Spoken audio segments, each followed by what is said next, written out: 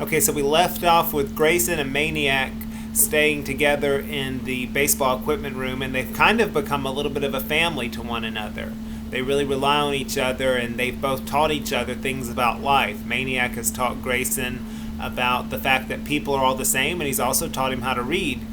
Grayson, for his part, has taken care of Jeffrey, making sure that he has a place to stay and food to eat, and he's also taught him about baseball, and so they have a really strong relationship, a really strong bond.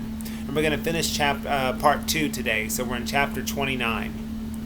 For most of November, Winter toyed with Two Mills, whispered in its ear, tickled it under the chin. On Thanksgiving Thursday, Winter kicked it in the stomach. But that didn't stop the old man and the boy from joining the 10,000 who thronged to the stadium on the boulevard to see the traditional high school football game.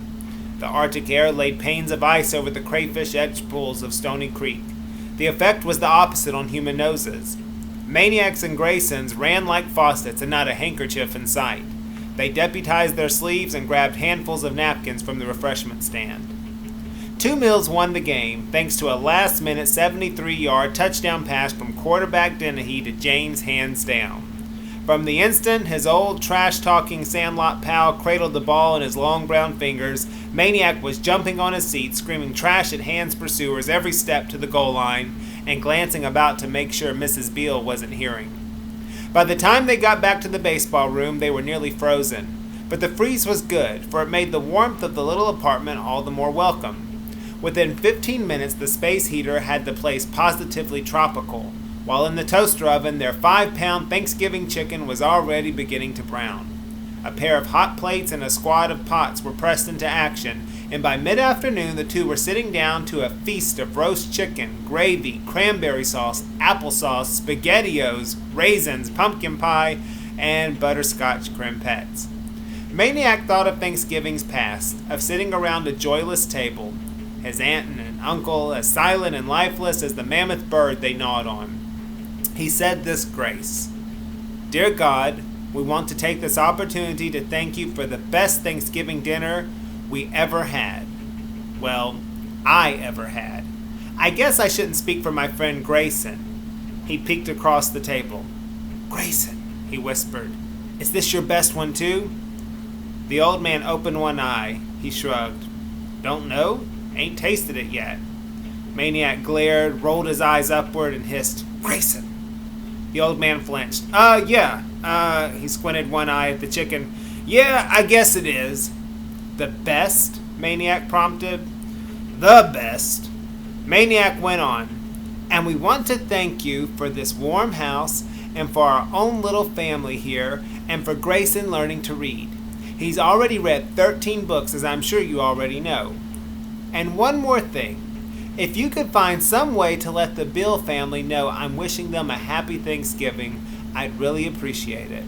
They're the ones on 728 Sycamore Street, in case there's any other Bills around. Amen." "Amen," said Grayson. They stuffed themselves silly, then collapsed and listened to polka music. Grayson had brought over a record player a week before, along with his entire music collection. 31 polka records. Grayson loved polkas. Of course, one cannot listen to polka music for long before getting up and dancing, which is what the two Thanksgivingers did as soon as their bloated stomachs allowed. They danced and they laughed record after record. Whether it was the polka that they danced is another question. It was nearly dark, both of them having recollapsed, when Maniac said, "Is there any paint around?" "Guess so," said Grayson. "What for?" "You'll see. Can you get some and a brush?" The old man dragged himself up. "What color?" "How about black?" 5 minutes later, the old man was back. "Got brown. That do?" "Fine," said Maniac. He opened the can, stirred the paint, put a jacket on, grabbed the brush, and went outside. Grayson followed. He watched the kid on the outside of the door in careful strokes. 101. Maniac stepped back, admiring his work. 101, he proclaimed. 101 Bandshell Boulevard. So he and Grayson now have an address. They have a place that they belong together, and They have a home together. Chapter 30. If Thanksgiving was wonderful, Christmas was paradise. By now, Grayson had officially moved out of the Y and into 101 Bandshell Boulevard. Thanks to his long acquaintanceship with the locker room attendant, he and Maniac were privileged to continue using the Y's shower facilities at their pleasure. For decoration outside, they nailed a wreath to the door. There was only one small window, but it had no seal to hold a candle, so some spray snow had to do. Inside was another story.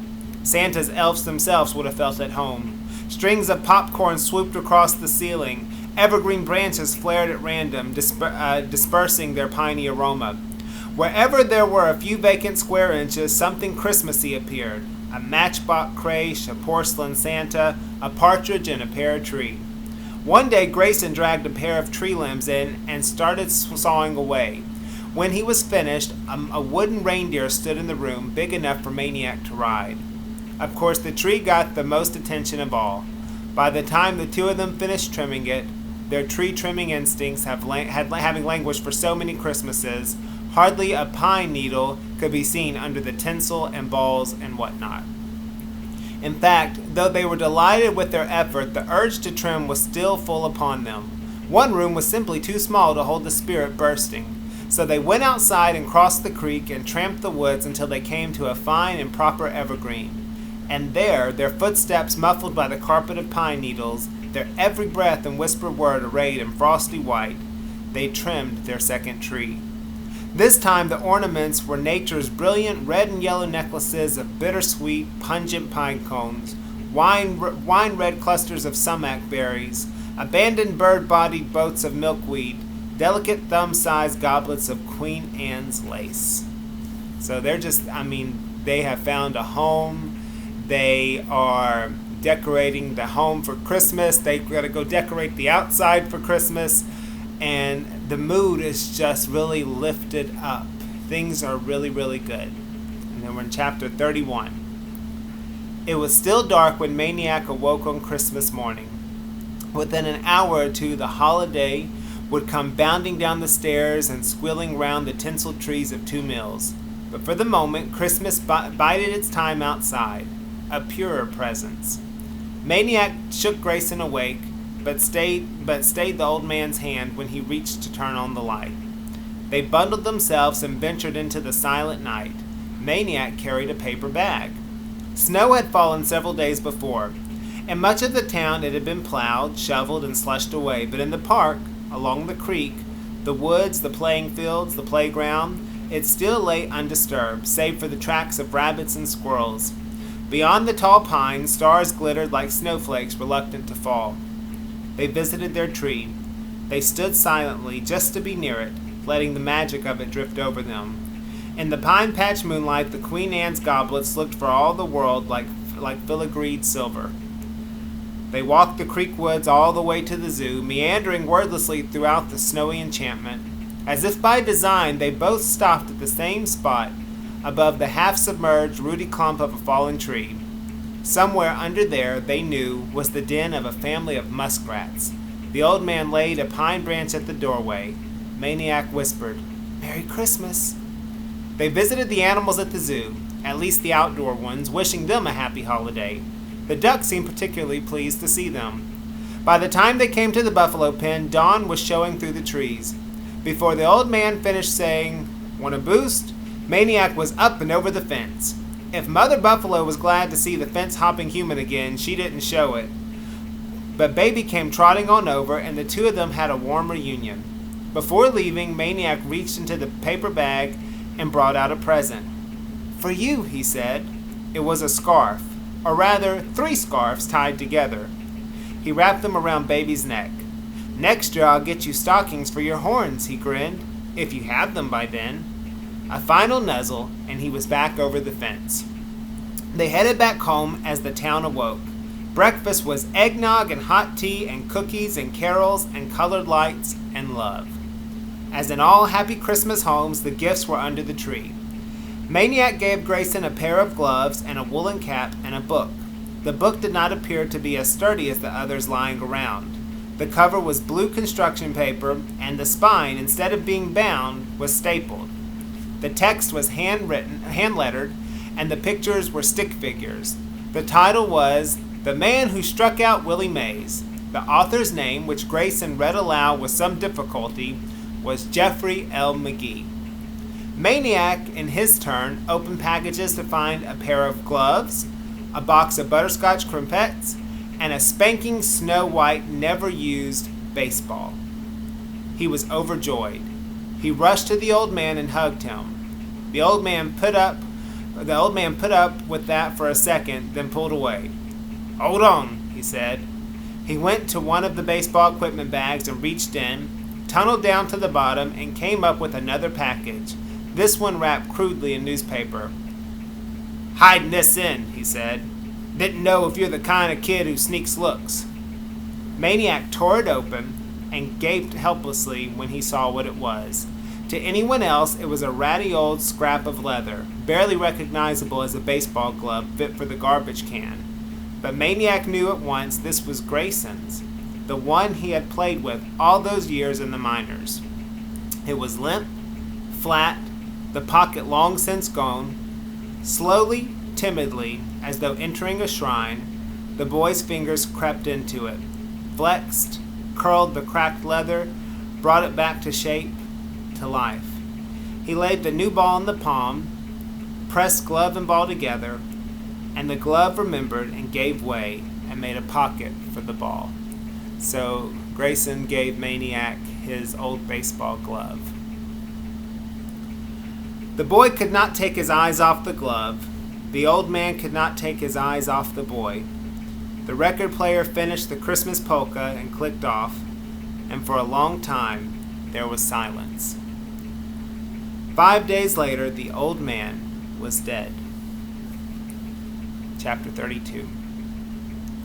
Most mornings, Grayson would be the first one out of bed. He would turn on the space heater, visit the bandshell lavatory, that's the bathroom, then heat up some water, get breakfast ready, and finally wake the boy with a gentle shake of the shoulder. On December 30th, it was the silence that woke Maniac, and the cold. The space heater wasn't on. No steaming cup sat on the table. The old man was still under the covers. Maniac went over. "Grayson?" He shook the old man. "Grayson?" He took the old man's hand. It was cold. "Grayson!" A dog's barking. He didn't like the noise. He didn't run to the superintendent's office. He didn't run to the nearest house. He knew. He held the cold, limp hand that had thrown the pitch, that had struck out Willie Mays, that had betrayed the old man's stoic ways by giving him a squeeze. He began talking to the old man about places he had been on the road, about places the two of them might have gone to, about everything. Then he began to read aloud. He read aloud all the books the old man had learned to read, and he finished with the old man's favorite, Mike Mulligan's Steam Shovel. When he looked out the window, it was night. He dragged his chest protectors alongside the old man's mat and lay down, and only then, when he closed his eyes, did he cry. The funeral, such as it was, took place on the 3rd day of the new year. Maniac had at last gone to tell someone, the zookeeper, and from then on he pretty much stayed out of the way. Grayson came to the cemetery in a wooden box. The pallbearers were unknown to Maniac. They were members of the town's trash collecting corps, and as they huffed and bent to lay the box over the hole, they smelled vaguely of pine and rotten fruit. Maniac was the only mourner. He had thought the park superintendent might show, or the attendant at the Y locker room, or maybe the lady who ran the park food stand in summer. None was there. Only Maniac and the man from the funeral home and the 6 pallbearers and 2 men off to the side smoking cigarettes and leaning on a little hole digging tractor that made Maniac think of something. He smiled inwardly. "Hey, Grayson, look! Mike Mulligan's steam shovel had a baby." High above, a silver plane crossed the sky, silent as a spider. A voice startled Maniac. "When's he coming?" It was one of the pallbearers. The man from the funeral home pushed down the top of his black leather glove to expose his watch. "Should be here by now. Should have been here 5 minutes ago." "How long we gotta wait?" The funeral man shrugged. All but one of the pallbearers lit up cigarettes. Maniac wished he hadn't come. This event had nothing to do with the man who once lived in the body in the wooden box. "I'm freezing my cahongas off," a pallbearer announced. "Me too," said another. "Hey, you know," called one of the gravediggers, "we ain't waiting all day to fill in that hole." Everybody looked to the man in the long black coat. He looked again at his watch. Traffic, probably. The minister, thought Maniac. That's who we're waiting for. A pallbearer walked over to the funeral man. "We hauled the stiff here, ain't that enough? They only give us an hour." Another pallbearer chimed in. "Let's go get some donuts." "Hot coffee, baby." Loud clanks. A gravedigger was striking the baby steam shovel with a spade. Be a shovel. The funeral man sighed. He pulled out his own cigarette, lit it from the glowing tip of the pallbearers. "Give it 2 more minutes, then we'll see." Maniac waited for one of those minutes, searching the horizon for signs of a minister. Whatever was going to happen at the end of the next minute, he didn't want to see it. So he ran. "Hey, kid!" they called. "Yo, kid!" But he was running. It's the end of part 2. So Maniac had finally found a home again. He'd found a family. He found someone who loved him, and he loved the person back. And now that's gone. So we have part 3, and that'll get us through the end of the book. Have a good weekend.